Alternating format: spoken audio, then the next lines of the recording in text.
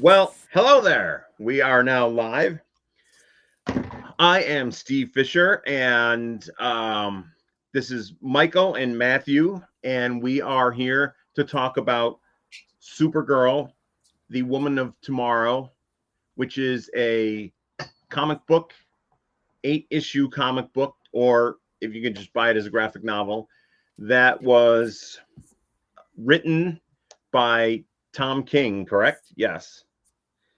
And who was the artist, Matt?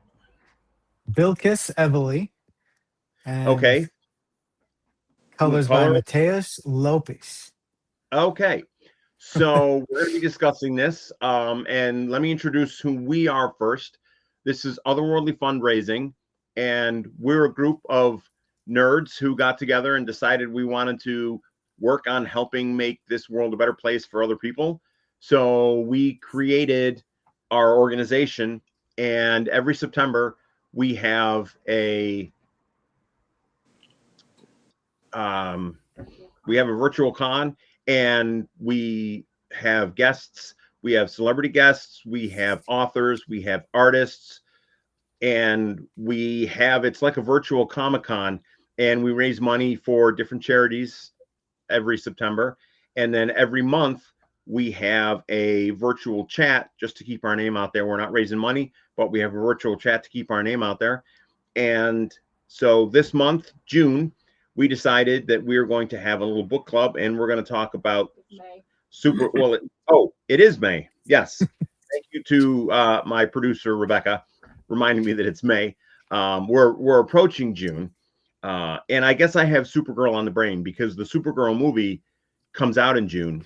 And this book that we're going to be talking about, Supergirl, Woman of Tomorrow, the movie is based on this story and this Woman of Tomorrow comic book. So that's what we're going to be talking about today.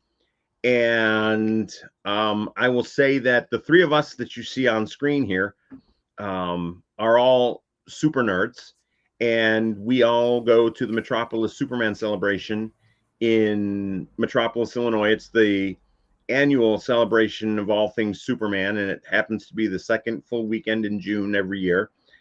And that's kind of how all of us met and became Otherworldly Fundraising.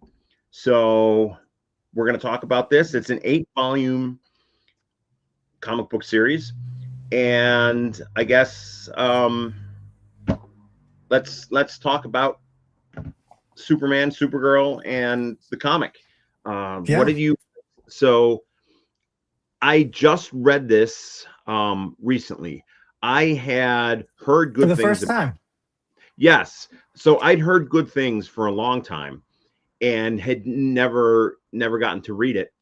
But when I found out that it was going to be the basis of the Supergirl movie, I Yeah. decided I wanted to read it because I knew that it was something that I didn't want to. If there's a movie that I'm very interested in, and I find out that it's been made by a fantastic book, then I tend to want to jump on the book first and read it so that when I go see the movie, I have a better understanding and I can just see, what it was, how it was.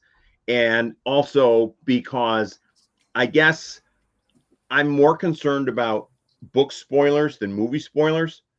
I mean, I Hmm. don't like movie spoilers at all, but I'd rather read a book and take in everything that there is to know about the book before I see the movie.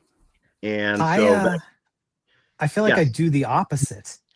Um, I had for a good example, and the one that I always go back to is when the Lord of the Rings movies came out in the early 2000s, yes. 2001, whatever. I had read the books as a kid, and when they announced the movies, I was like, "Oh, I'm going to read them again before the movies. I'm really excited." And a friend of mine said, "You know what you should do?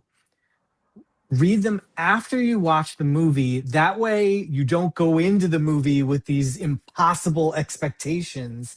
You can Ah, just enjoy the movie as it is and then go back and be even more amazed by the book."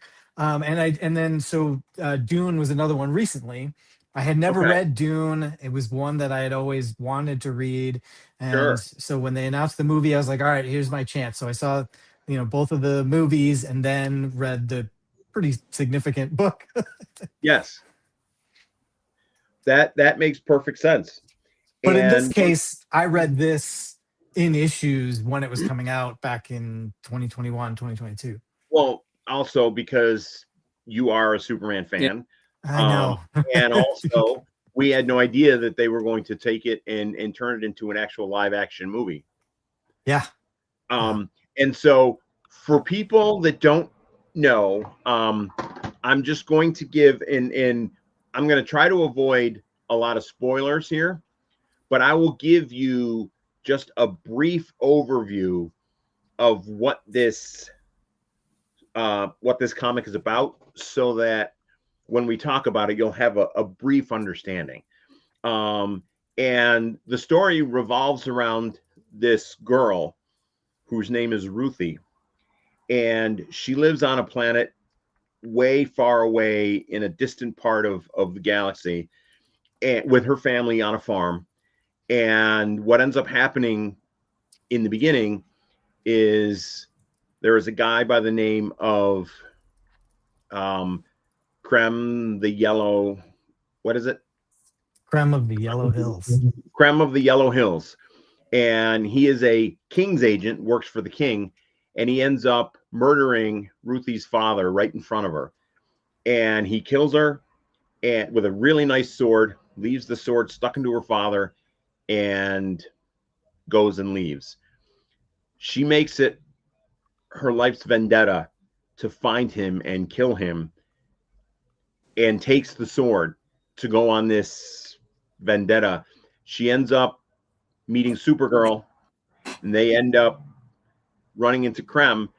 But Supergirl is on this planet because it has a red sun. Supergirl has turned 21. She wanted to go get drunk, and she can't get drunk on Earth because it's a yellow sun. So she went to a section of the galaxy that has a lot of red suns, went to this planet, got drunk, and she took a spaceship um, to the planet, and then ends up pairing up with Ruthie, and they start going after Krem of the Yellow Hills. And the comic is them following a path of destruction, trying to find Krem and get him. That's probably it. I mean, there's a lot more involved, and I highly recommend reading it. We have a comment already. We had comments earlier. Kristen, our leader, the one who is responsible for Otherworldly Fundraising getting off the ground, she said, "Hey, hey guys," and Trevor said hello, and we have a new comment. I went to go see a movie several years ago. I couldn't believe someone spoiled it for me by telling me in the ending that Titanic sinks. Spoiler Classic alert. Brad. Classic Brad. So yeah. So the book. Tell me about it. Tell me what do you think about it. I know it was nominated for an Eisner Award, and I really liked it. But either one of you, Yeah. I'm no, actually, Mike, when did you read it first? I read it when it first came out, as it came out, issue by issue. But recently, a few months ago, I bought the deluxe edition and reread it uh, all at once. So I feel yeah, like so I read it twice. it's a book that is rewarding reading it individually as issues, because Yeah. each of the 8 parts does tell a bit of a standalone story, but then connects really well. And Mm-hmm. I read a lot of Superman comic books, a lot of comic books, and I find a lot of times they're written for a collection, right? They're written to be collected. That's where most people are reading it. But I think that this was written initially with that month to month reader in mind. So I'm glad that I picked it up as it was coming out month to month. And, those individual individual issues really paid off every month for those 8 months that it was coming. Yeah, it was pretty episodic, particularly in the middle when each individual issue would be about one stop along the way, uh, one world and what they would encounter there, and that was pretty self-contained. That happened a few times. Yeah. One thing I will say, and it's not really a spoiler, but so Ruthie at the beginning, she is asking Supergirl for help, and initially Supergirl doesn't want to help her. Supergirl wants to get back to her spaceship, fly back to Earth, and continue on with her life. And Ruthie has no idea who Supergirl is because Ruthie's lived on this planet, on this farm with her family, and Supergirl doesn't mean anything to her. And when she first sees Supergirl, she thinks that she's wearing her underwear because she sees all the bright colors and everything else. And some of the things Supergirl does, Ruthie doesn't quite understand, and Ruthie wants to explain to Supergirl that I need to do this because I've experienced loss. I've experienced this tremendous loss with the death of my father, and you can't possibly understand loss. And then we come to find out Supergirl's backstory. Turns out she knows loss probably more than just about anybody else, because unlike Superman, who was born, depending on which version of Superman you're going by. In by far, I think every version but one, he was born on Krypton. But he was born on Krypton as a baby and didn't really know much of anything. And his first real memories are growing up on the Kent farm. Yes. Supergirl was on Krypton during the explosion, or she wasn't even born yet.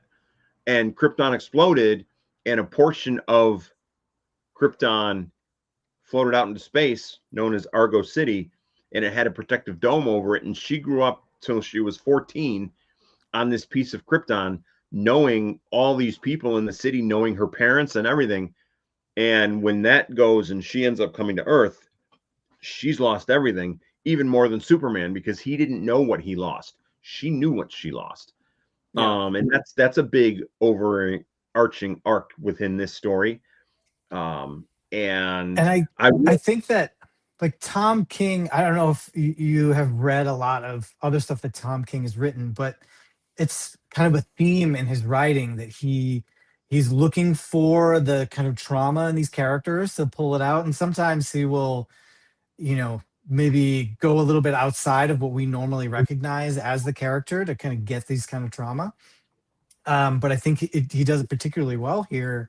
And in the deluxe hardcover, which is really interesting, in the forward, he talks about how there's one of the issues focuses on that backstory, the whole origin and the destruction of Krypton and Argo City. And that wasn't in the book originally. He had written a completely different issue and submitted it to editorial, and editorial said, nope, not good, try again. And so he had to go back and rewrite the issue. And then he then unpacked the origin in a way that fit the story, and it ends up being a highlight of the book. And it was fascinating to read that in the hardcover. And he actually has the original script that was rejected by DC editorial. And yeah, they definitely made the right choice, because the issue 6 origin and race with Comet is a standout. Yeah. And we also we have a comment from Brad. Personally, I have not read the series. I'm still looking for the Cliff Notes.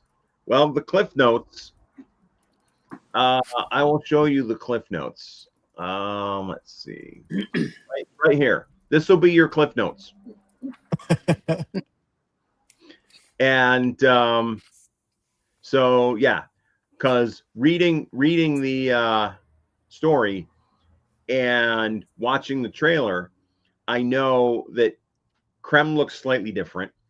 And I also know that Lobo is very much not a part of the book, and he's in the movie. However, not having seen the movie, not knowing much about the movie, I don't know how much Lobo is in it.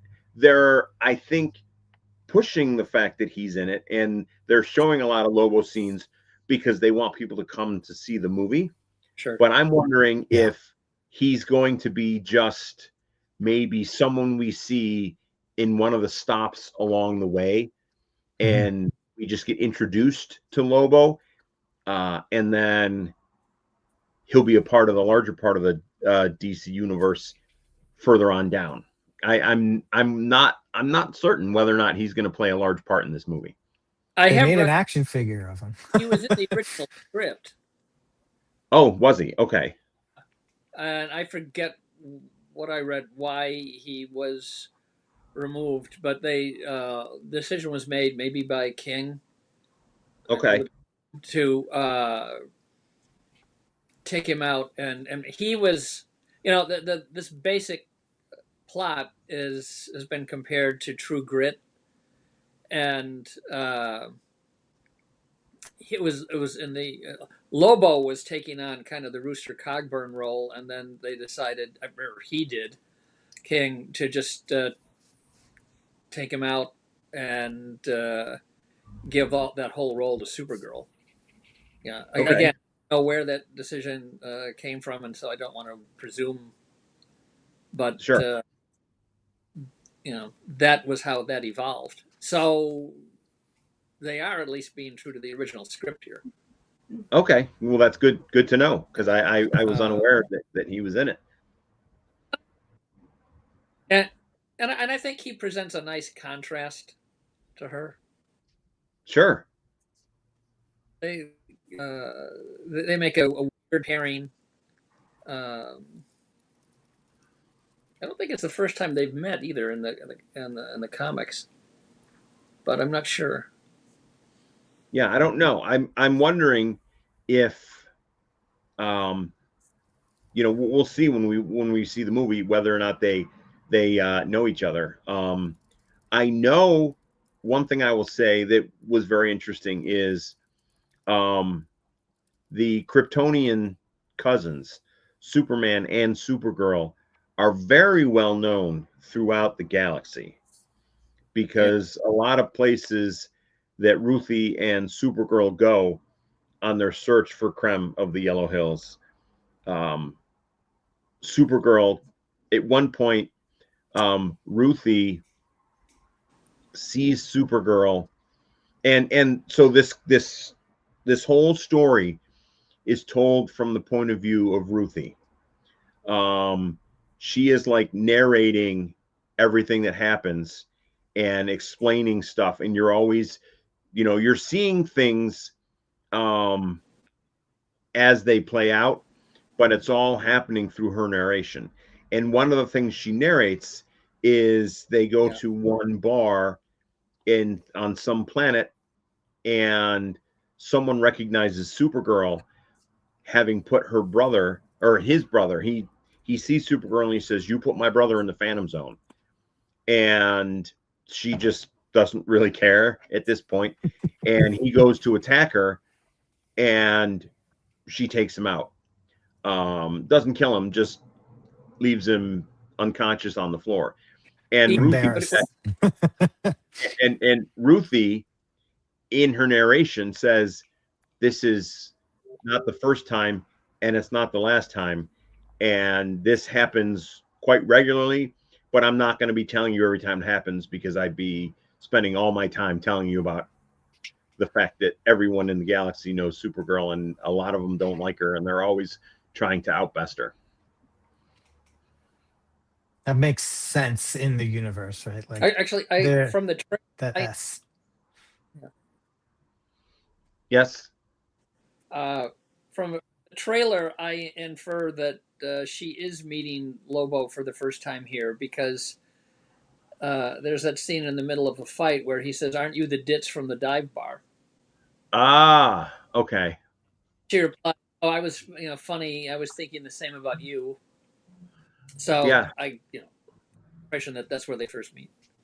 And Kristen had made a comment that they are selling, like Matt said, they're selling Lobo merchandise. So hopefully, she highly doubts that they pay Jason a salary for just a scene or two. Or so she said. So this is not Kristen, this is Brad, but she said they're selling merchandise, so hopefully he's not in one scene. And then Brad commented that he agrees with Kristen. I highly doubt they'd pay Jason Momoa a salary for just a scene or two. Well, I mean, so Jason, he enjoyed playing Aquaman in the Snyderverse. However, Lobo has been someone he's always wanted to play. And yeah, I feel like he's he would not have done it for free. Yeah, I was just gonna say he's not gonna do it for free.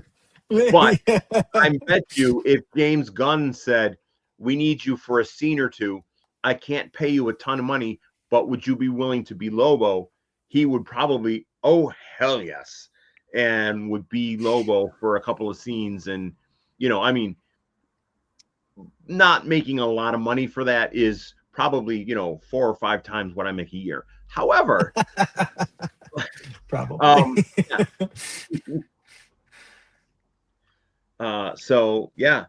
And also I will say, regarding the story, I love the artwork. Yeah. It's I think incredible. It is. And so I have, let's see, these were the official covers for the book. This was the cover of volume 1. And this is volume 2. And here's volume 3. And there are, like, when I look at the covers, I can tell what I'm seeing. I mean, I see these folks in the background and I'm reminded about this planet that they went on. I will say no purples allowed. And that's all I'll say about that one at the moment. But and then this is volume 4. That's favorite. And I like that one a lot. I love these drawings, this artwork, because they are so busy. There's so much going on. And there are a lot of standalone images in the comic that just have so much going on. And it's really, really nice. Here is volume 5. Yes, they end up on a planet that has some dinosaur-like creatures. And a green sun. Yes. Yeah. Green sun that has like kryptonite radiation. Volume 6. Comet the Super Horse. Love Comet the Super Horse.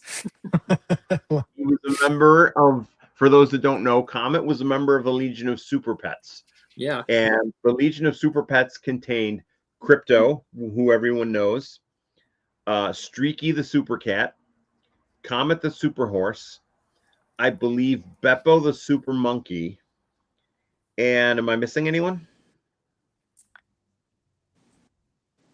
Those, and then you've got like Prody from the Legion, and Ace the Bat Hound, and Hopper, Wonder Woman's kangaroo, but those are the super ones. Okay, and that was volume 6. Here's volume 7.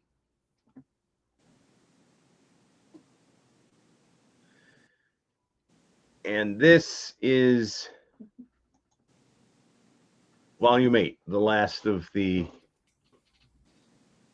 covers. So I was in Paris last week, and they have a French edition.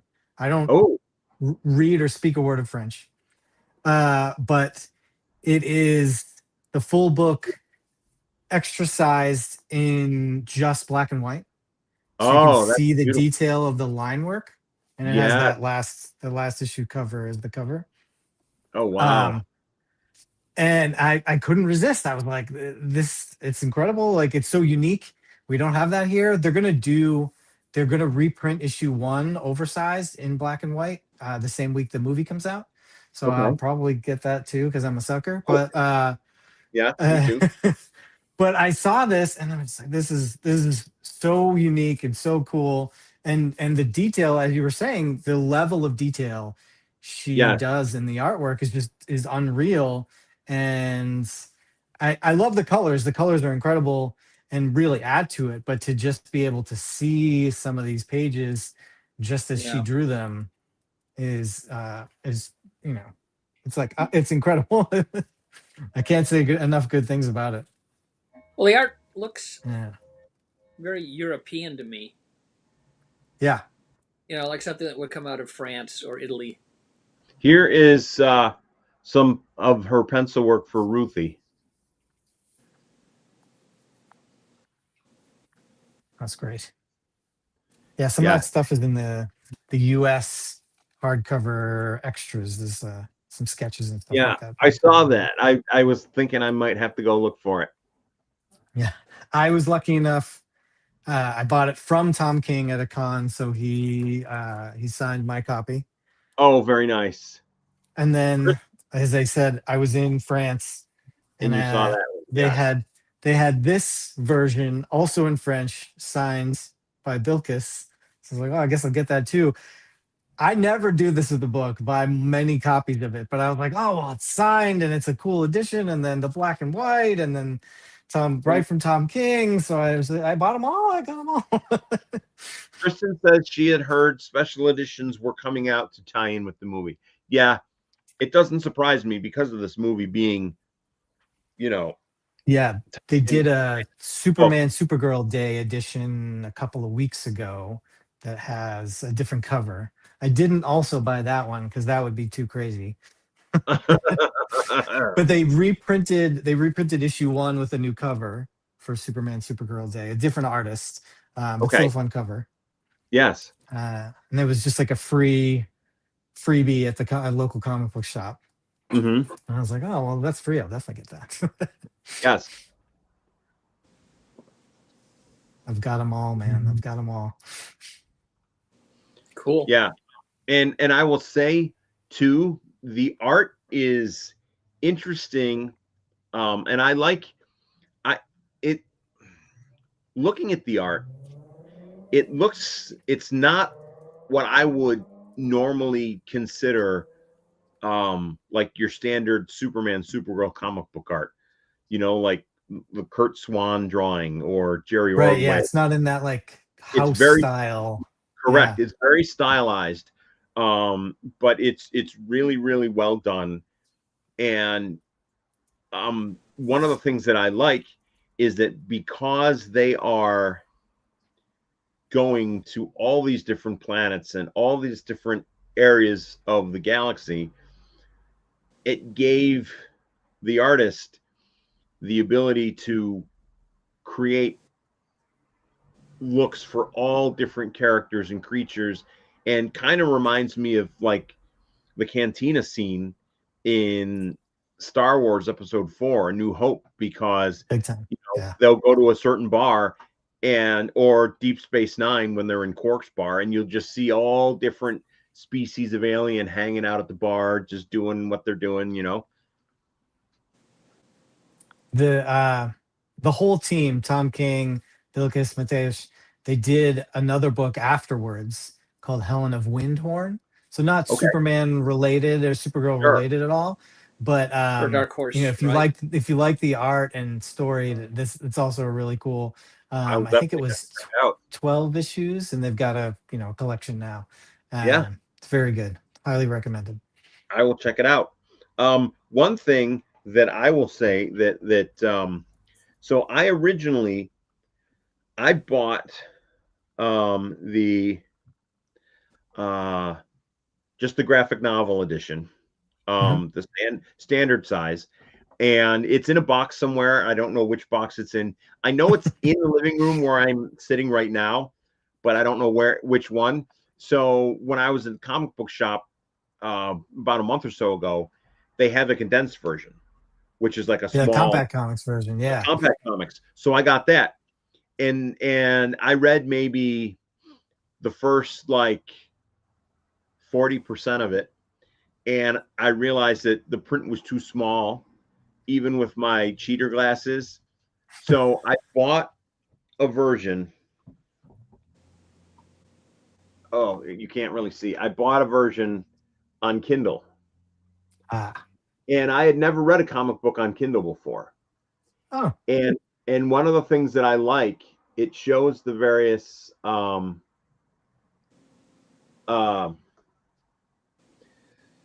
a lot of the variant covers and stuff. But also, when you are reading it, you can double click on one of the panels and it will zoom in on the panel. And then Oh. if you scroll, it scrolls from panel to panel to panel. And then if it's a big screen, it'll back out and you can see the big screen. And it's really an interesting way of reading comic books.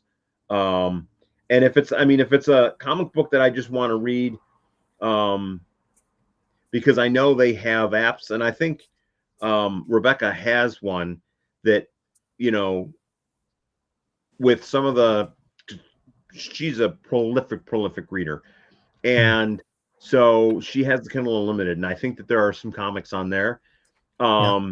And so, you know, if it's a comic that I'm really going to love, that I really love, I'll go out and buy a physical copy. But having it on the Kindle and just being able to go from, you know, panel to panel and then see the big picture, that was really, really cool. Not something that I had expected. Yeah, I've got the DC subscription Okay. app on my iPad. It's a similar kind of idea. Oh, sure, Um, sure. but I end up like I love the routine of like going to the weekly comic book store and getting what's Oh, new yes, and me too. talking. So like I end up not reading a lot digitally because I'm just buying the books and I'm running out of space in my house. I had to get a different house to fit all Oh, my Oh. it's books. Kindle Unlimited and Comixology Unlimited. So Comixology and they'll get you the various ones, various comic books. But yes, I mean, we go to our local comic store. We have subscriptions. So I go there every few weeks and just pick up the subscriptions that we have, you know, Yeah. waiting for us. And they're really good about, oh, I see you've gotten a bunch of Star Trek comics. Here's a new Star Trek issue that's out from a series you don't collect. Would you like to collect this? And would you like a yes, please? So they're really good about that too. Yeah, Yeah. I'm the Superman guy at my shop, right? So they know. Yeah. Everyone there knows. Yeah. That's fun. And so I am I don't know if I'm the Superman guy at the shop, but they do know that I go to Metropolis. Yeah. And I did so last summer, after Metropolis, back in like the end of July, I went to see 3 Major League Baseball games with my father-in-law. We went to 3 baseball games in 3 days, and the third game that we saw was in Cleveland. Oh, Um, great. At where so they filmed the movie. um, the second game was Cincinnati, and we went to the Hall of Justice specifically so I could see the Hall of Justice. And then when we were in Cleveland, we went to Jerry Siegel's house, Yeah. and I'd been to Jerry Siegel's house before, and I've actually been inside. Oh, It's that's really, amazing. I've never been yeah, inside, but I've been there. yeah. Well, so way back in 2010, 2011, maybe, I had gone to a con with several super friends, Screaming Tiki Con, and the Siegel and Schuster Society um, had approached the house owners because they knew, okay, this is the house where Jerry Siegel grew up. This is the house where, when he was up in his bedroom, he was dreaming up Superman and writing Superman stories. And so Siegel and Schuster Society went to the owners of the house and it was run down, it was falling apart, paint chipping in the walls and the drywall and stuff within the house. That's sad. So they went to the owners and they said, we'd like to refurbish your house if at the time you decide you're actually going to move out and sell, you give us the house. Like, I don't know if just give it, but sell the house to us. Sure. And they said, sure, because they said, we're not going to charge for any of the renovations. We want to just renovate the house. And they painted it to the best of their recollection, whatever color it would have been back when Jerry lived there.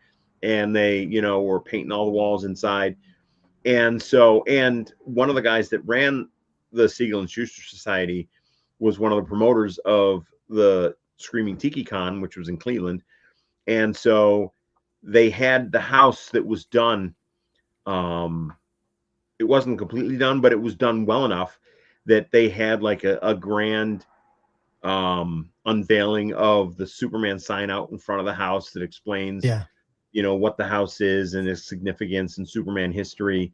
And so a bunch of the folks from the con went, and Helen Slater was there at the con. Oh. And so she came to the house. Speaking of Supergirl. Yeah, speaking of Supergirl, as was he played Doomsday in Smallville. Sam Witwer. Sam Witwer, was there. So both of them came because of their Superman connections. And once they did this whole grand opening, we got to go inside the house and walk around and take pictures. And I was up in Jerry's bedroom. It was very, awesome. Very cool. But I Go ahead. Go ahead. No, you go. I was saying I did a small Superman pilgrimage myself last year. After Celebration, right after the movie came out. Sure. I went to New York, so I could see the movie in like the biggest possible screens, and also see it in the like 4DX with the moving seats and stuff like that. So I did that. And then went to all of the spots in Manhattan where they filmed Superman the movie, and then went to Cleveland and went to all the spots where they filmed the new movie, like the arcade, and all the the City Hall, I think was the spot, and that little park, and then finish it off at Cherry's house. It was great. I didn't get to go to Cincinnati though for the Hall of Justice. That's on the list. And I was there the week before they unveiled the new Superman statue in Cleveland. I just missed that. It was all wrapped up, and so I couldn't see it, but maybe I'll get to go this summer. Did you happen to go to the corner where Joe Shuster's apartment used to be? Yeah, where they have the all of Action Comics #1, like on the fence. So I'd seen both of those places, but it'd been a while, so I wanted to go back. And I also wanted my father-in-law to be able to just, see it too. And when we actually went to Joe Shuster's place, so for those of you that don't know, there was an apartment complex, or like an apartment building on the corner, and that has been torn down, and there's like a house there now. So it's the plot of land that Joe Shuster lived in when he and Jerry Siegel created Superman, but where he lived no longer is there. The owner of the house came out when we were there, because I was taking pictures of all of the frames of the comic, and he let us know that those comic frames were coming down because he was replacing the fence, and he did say he was going to put them back up, but he says, good thing we had come when we did, because he was like on the verge, just like a week or two later, was going to take down the entire fence and put another one back up. So I would have been so disappointed if I got there and it wasn't there.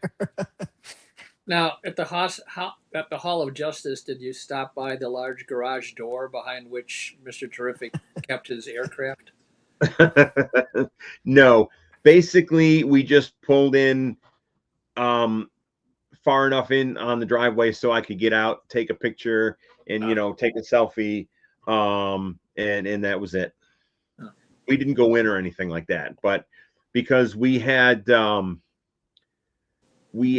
think we stopped off, we'd gone to a game in Detroit the day before, and then we went to Cincinnati, and I asked if we could stop off just before going to the game. So we did. And it was just, we needed to get to the game. So it was just, we did a quick stop off, did a quick photo, then went to the game, and then spent the night. And then the next day drove on to Cleveland. See, Kristen commented that Cleveland is her favorite baseball stadium. Not to be like the Boston guy in the chat, but Fenway Park is the best baseball stadium, right? Like, it's got to be Fenway Park. And Fenway did a Superman Day last year too, with Superman Red Sox shirts and a Superman Red Sox bobblehead that I got. Oh, very nice. Very nice. Do you think Helen Slater is in the new movie? People think they've spotted her in the trailer. Huh. Good question. I don't know. It'd be interesting. Hope so. I don't think so. I will say this, and I don't know, it's DC, Warner Brothers, they're known for bringing Superman actors or, Superman family actors into projects. Helen Slater was Supergirl's Kryptonian mother, right? In the Supergirl show. She was her adopted mother. Yeah. She was her adopted mother. And Terry Hatcher. Terry Hatcher was okay in Smallville, and Terry Hatcher was in Smallville as Lois Lane's mother. No, and Christopher Reeve was in Smallville. Yeah, you're right about that. Yeah. So they like doing that. But Kristen says people think she's one of the Raiders. Well, I'm gonna have to watch the trailer later. Yeah. And pause it and zoom in and see. I mean, maybe. And the Raiders, for those that don't know, Creme of the Yellow Hills hooks up with these Raiders, and they're basically like space pirates, and they go from planet to planet and they just like to kill people.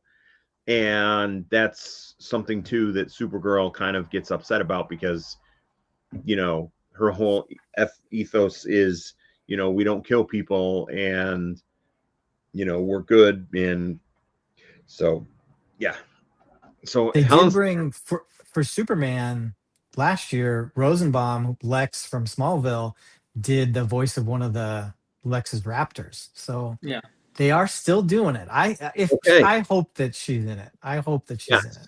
I just haven't heard anything about that. Yeah, but it'd be a good secret to keep, right? Yeah. And she's been in every Supergirl. Well, I guess she wasn't in the Flash, although she was kind of in the Flash, sort of, kind of, at the end. It wasn't her, but it was her. They paid her for it. Yeah, so if she's been in every Supergirl live action thing, they gotta keep the streak going. Yeah. And she was great. When she was in Metropolis, she was so sweet. Just really tremendous. Kristen says Rosie is also friends with Gunn from being in Guardians. Right, yeah.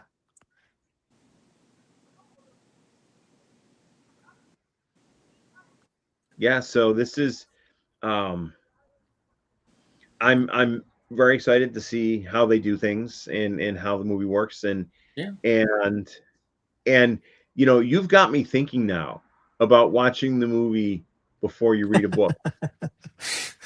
Give it a try. I mean, you've just read this one, but next big movie adaptation that comes out. I will say I read The Martian before I saw the movie.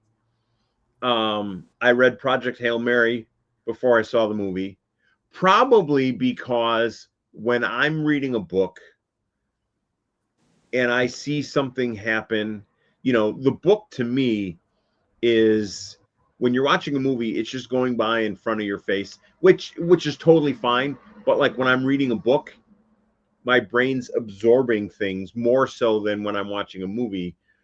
And when I'm, if character Joe does something and I'm like, oh no, how is this going to affect what we know should happen, 5 years from now within the book's timeline? If I've seen the movie, I'm going to know. I mean, same thing to be said about having read the book and then watching the movie, knowing. But I don't know. It's interesting. Yeah, I'll have I to. mean, both are valid. I just, it's, if typically people, there's the famous saying, right? The book was better, right? So, you know, if you watch the okay version and then you read the best version and your enjoyment goes up versus if you read the book and you have the expectations, your enjoyment goes down. Wuthering Heights, I think that's a kind of a Yeah. different thing, though. That Kristen movie was says very maybe watch different. Wuthering Heights and then read the book. Yeah, well. Actually, like that's my next. I've got it right here. That's my next one to read. I've never read it. Well, I will tell you, and I haven't read it yet, and I haven't seen it yet, but I bought Dune on my Kindle when the movie came out because It's really good. I was going to read it. And I will say this, and I don't know, and this was probably like maybe 30 years ago now that I remember this. But my dad had told me at one point that he tried to start Dune on several occasions and just couldn't get into it. And I It think, is. It's dense, but it's rewarding, and okay, it's very good. Uh, I get it because it is thick, right? Like it's a thick it is book. There is it a is a very lot. thick book. But Have you read any of the other Dune books in the series? no, I just read. I think it was last year or the year before when Okay, after the second movie came out, I read the book but okay, I got like a really a fancy version of the book, and yeah, there's no fancy version of the second book. It's just okay, and yeah. I wanted it to match on the shelf, and I'm just gonna have to. I'll Oh, go to the library. yeah, no, I get it. I don't have any strong rule about spoilers for a book or a movie, but when The Empire Strikes Back came out, I was working at a comic store at the time, and I think maybe by mistake or it was a mistaken decision, the Marvel Comics adaptation arrived at the store several weeks before the movie came out, Oh. Oh, and I read it. So there's some when spoilers there. That's a big one. well, yeah, when I Am Your Father happens, this big gasp, theater's crowded, this big gasp rises up, and I knew it was coming. And you felt cheated. And I felt bad that I couldn't share in that collective moment of shock. So, uh, I was born in '83. So I don't think there was ever a time that I didn't know that, right? It was just like you just know that that's yeah, what it is. So everyone knows now. So, yeah, I wish that I, was only a few years older. I could have.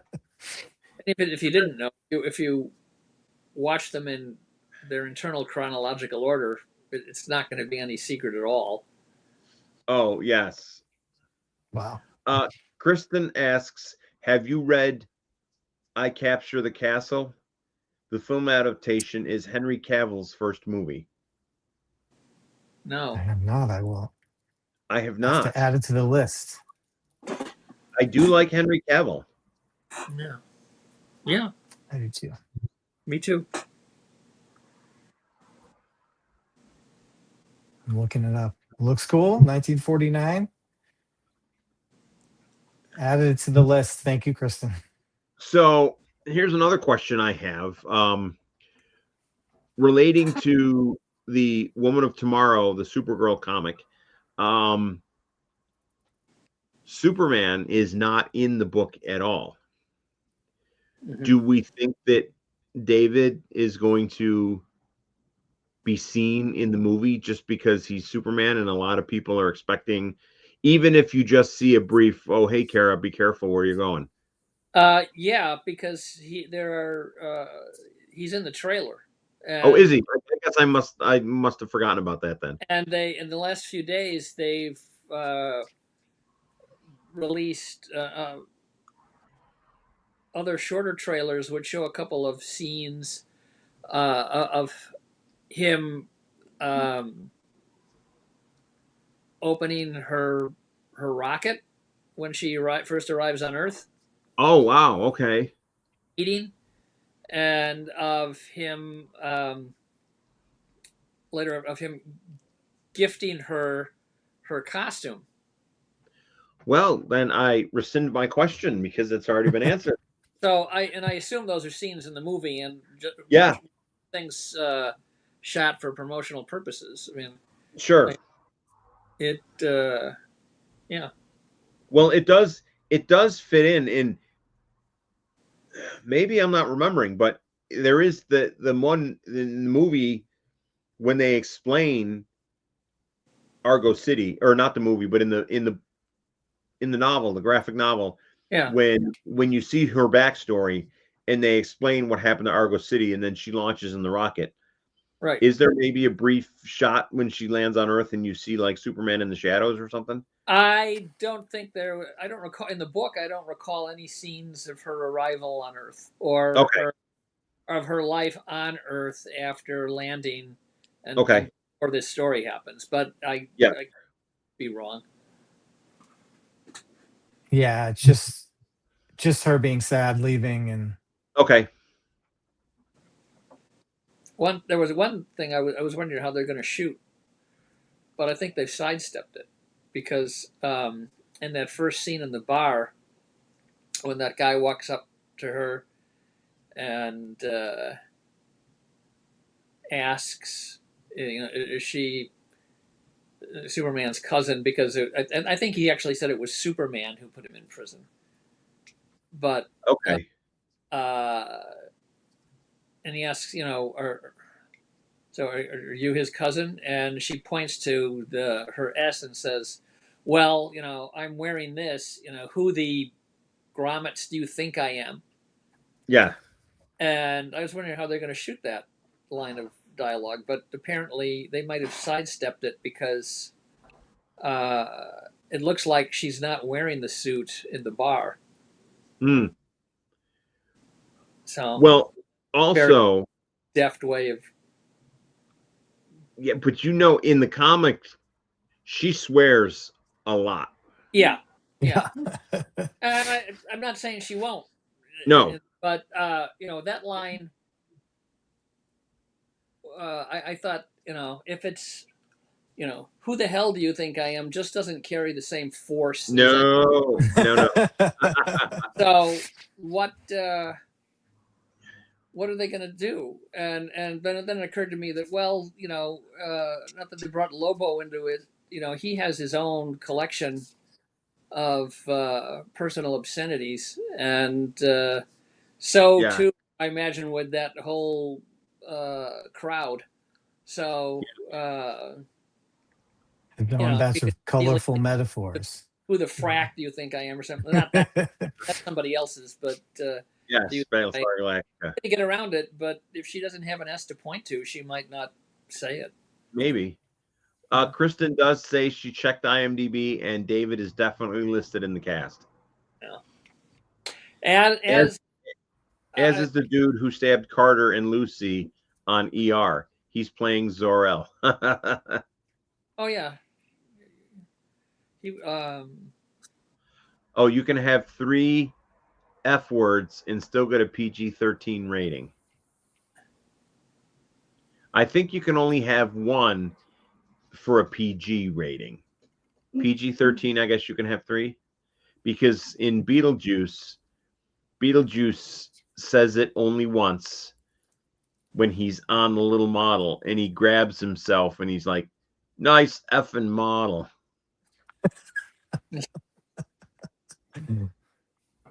Or should I say Batman? Batman. And it's been confirmed that Millie Alcock is in Man of Tomorrow too. Yeah. Oh, good. I saw that this week. It feels crazy to me that we're getting another Superman movie when I feel like we're never that lucky, right? We never get another one. It's, our whole lives, it was like Superman 4 in 87, then it took till 2006 to get Superman Returns, and then they Yeah. started over again with Man of Steel in 2013, and then even then we got Batman. But to get another Superman movie so soon, Yes. Well, we so are I remember living. reading something about Superman, Batman v Superman, and that originally that was supposed to be Superman 2. And then when they decided Batman v Superman, they said, well, this is truly going to be a Superman movie. It's just Batman's in it. And then it turned out to be no, it's just, World's Finest, where they're arguing and fighting all the time. And so, yeah, I would have liked to have seen a Superman, like a Man of Steel 2. Yeah. Kristen says when they were filming the musical Hamilton, they had to edit some of the F's to get PG-13.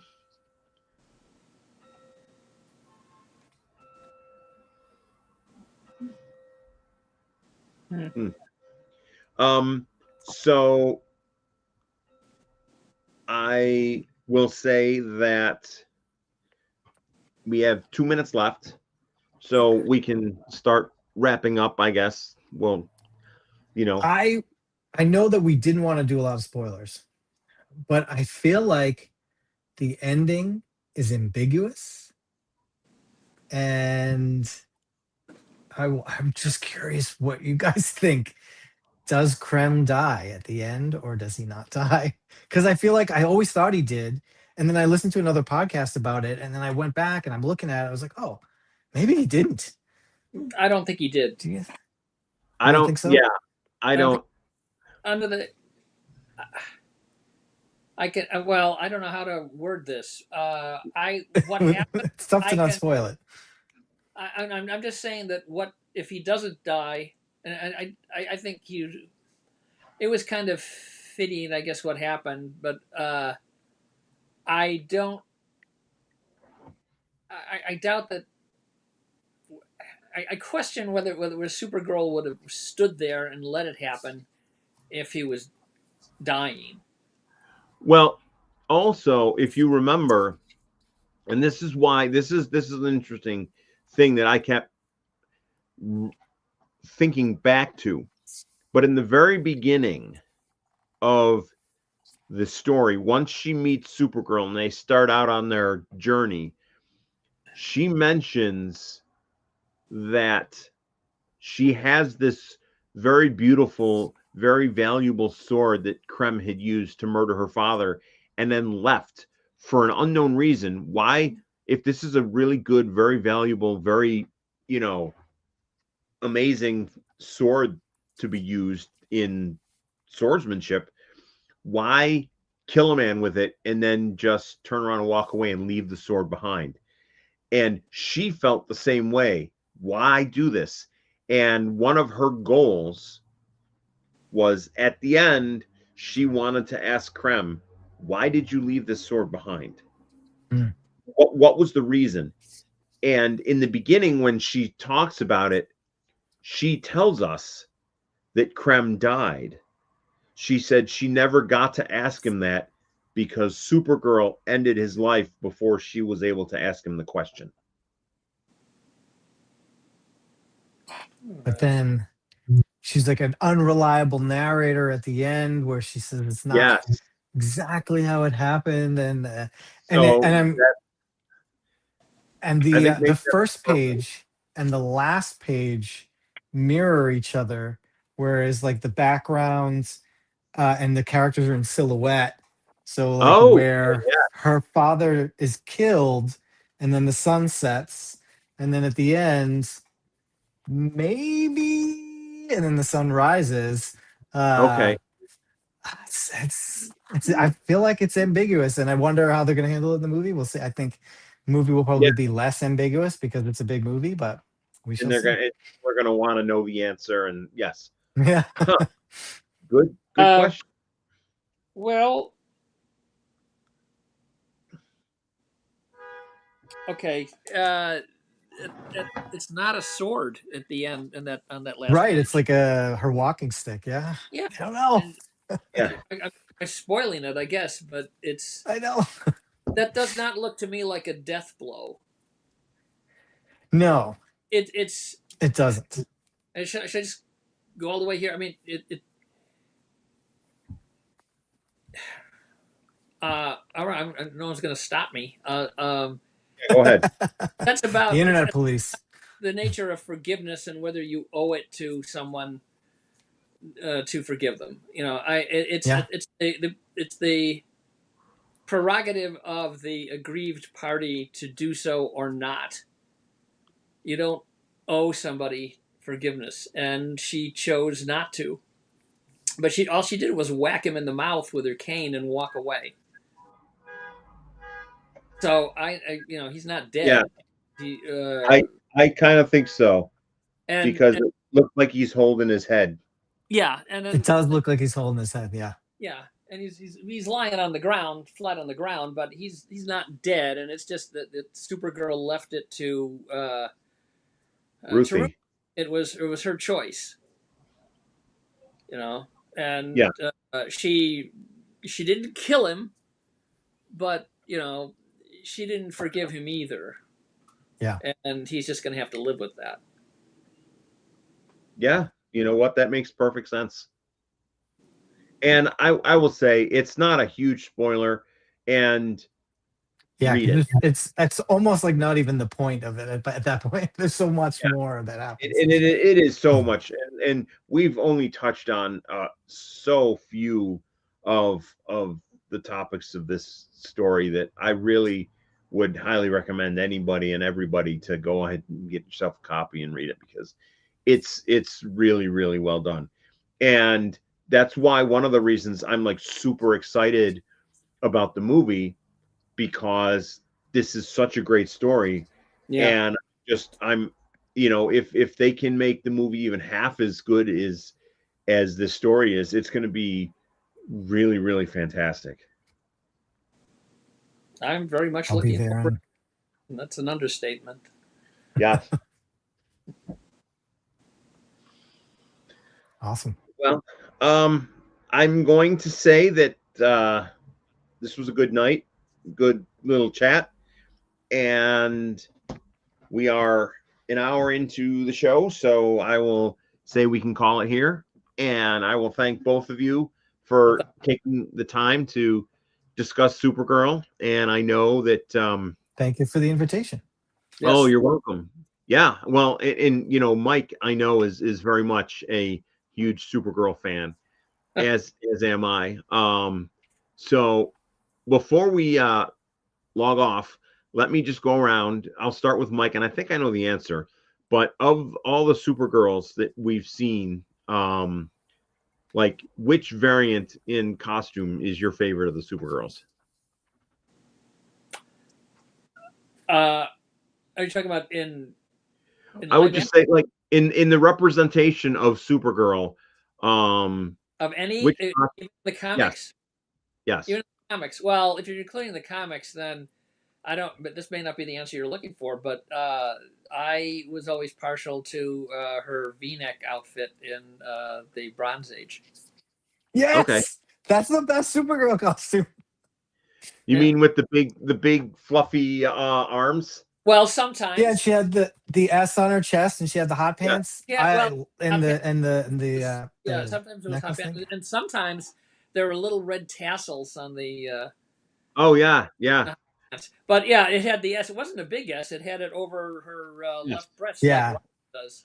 yeah. Yeah, I I'm gonna love that costume. through that I was her outfit through most of the '70s, and it yes, really grew on me. And it looked really comfortable. It didn't look. yes. It looked like something she could. You take the cape off, and she could just kind of wear it around in the summer, and no one would look twice. My And favorite Supergirl, I will say, is well, my favorite costume is the one immediately after that, It's the one that she died in when the anti-monitor killed her. Yeah. Well. Yeah, okay. I mean, it's all right. I don't like that memory, but okay. I know, that is a sad memory. But the headband and the like red shoulders is awesome. Yeah. Well, Yeah. so Kristen says we needed Steve to dress up as Kara. I think she wanted me to dress up as Kara for this because I will say I have before. Um, I I go all out for Halloween, and a number of years ago, back in like the early '90s, I dressed up as Supergirl for Halloween, um, because I had always wanted to do the Halloween thing where I dress as a woman, but I thought it was too cliche because every Halloween party, you're always going to have like one guy dressed as a woman or something. And so I decided I wanted to be a specific woman, and I said I'm going to be Supergirl. So I dressed up as Supergirl, and I got a red, headband. I had a long blonde wig, and I got lots of Beard compliments or on no that. beard? Oh, no beard. No, no, no. But so, oh, look at, there we are. There, I was looking for that, and looks like my producer beat me to it. Fantastic. And this Great was an costume. actual photo shoot that was done for a newspaper article, because there's an insert in our local newspaper, The Insider, and it comes out every couple of weeks. And they had a Halloween costume, um, one day, Halloween costume issue, where they wanted, local people in Rochester to they wanted to do a photo shoot of local people in their Halloween costumes, and they said, send us an email, tell us what your Halloween costumes are, and we would like to have you, we'd like to do it for a photo shoot. So I sent them an email, and I gave them three options. I gave them Clark Kent, which I've done. I gave them Cobra Commander, which I've done, and I gave them Supergirl. And I knew which one they were going to choose, but I just figured I'd give them three. And Sure. so they said, we want Supergirl. Mhm. So Supergirl went in, and I was there, and I, did the photos, and it was like a professional photo shoot. Oh, we want you to spin around, get the, the skirt, whatever. And when the photo shoot was ending, I said to the photographer, do you think that there's a chance that you could send me some of those pictures? And she's like, well, we normally don't, send pictures that we take for the newspaper. But I'll send you a couple. So she emailed me a couple of the photos. Otherwise, I would have just had the copy in the paper of me. And I was hoping to, have actual good, like, digital, or I don't know if she was using film or digital at the time, but yeah. So yeah, that was me. Well, And yeah, go uh, ahead. well, to say my first couple of years in Metropolis, before we were really introduced, I did see you in that outfit. Yeah. And, So and what? I Okay, well, I I saw you in that outfit with the headband, and I also saw you out of it as yourself. And it took me a while, a little, to connect the dots that you were the same people. well, thank you. The I costume, it so works. I wore, I wore that costume my second year in Metropolis. So my first year, um, I was at Metropolis was 2008, and Okay. the costume that I wore that year, I was Bizarro Kent Clark. And so I just walked around. I did my normal Clark Kent, but I painted myself up like Bizarro, and I actually went to a local Michael's craft store, and I bought some clay, and made Bizarro #1 chain that I wear. And so then the next year I said I'm going to be Supergirl, and I was, but I needed something that I could have with me, because you see me as Supergirl, but you know that I'm not Supergirl. So I carried around with me a chunk of red kryptonite. And I told people, this is Superman celebration. It is my cousin's weekend to celebrate who he is. And I couldn't not be here for it. But I've been exposed to this chunk of red kryptonite. So I have very manly facial features and my voice is very deep. And, you know, I assure you, I am all woman and it'll go away soon. Within 24 to 48 hours. I forget the exact time frame. So, but this is why I am how I am. And so I actually took part in the costume competition and entered in the Supergirl category and brought the red K up on stage and everyone loved it. I didn't win, but it was fun. And I think that's the last time I've been Supergirl. And my first was 07, so I guess that timeline lines up pretty well. Yeah, and I don't fit in it anymore. So I have to start, getting fit, getting back into shape if I want to be Kara again. So yeah. Only got a couple of weeks. Well, I mean, technically I could have just worn the shirt and the wig in the bandana, but I just won't fit in the skirt. There we go. There it is. And those are cowboy boots that we used a hot glue gun, and we taped felts all around them. And those cowboy boots are about a half a size too small for my feet, but I can fit them in there. So you have me walking around. If you see me walking around in that for several hours, you'll eventually see me. If I'm standing talking to you, I'm not standing still. I'm like moving back and forth because my feet are in such pain that I can't stand still. And I need help getting the boots off once I've had them on for a long time. But all right, I'm gonna say this was a great conversation. Thank you all for being here. And once again, my name is Steve Fisher, and I work with Otherworldly Fundraising. I volunteer my time and services. Otherworldly Fundraising is a organization that was founded by a group of nerds to try to help make the world a better place. We have a virtual con every September in which we have celebrity guests, celebrity artists, celebrity writers, authors. We have a trivia game, we have panels, and it's very fun. And we raise money for a good cause every year. And so come check us out. Like us on Facebook, like us on YouTube, and watch our videos. We have all the videos that we've ever done, all the interviews we've ever done on our YouTube channel, so you can come take a look at that. And then every month we try to keep our name out there and take a look. Oh, and we recently posted a video. I don't know if any of you have ever seen the movie Superman 3, but if you watch it, it doesn't make a lot of sense. Our friend Mike here actually made it make sense.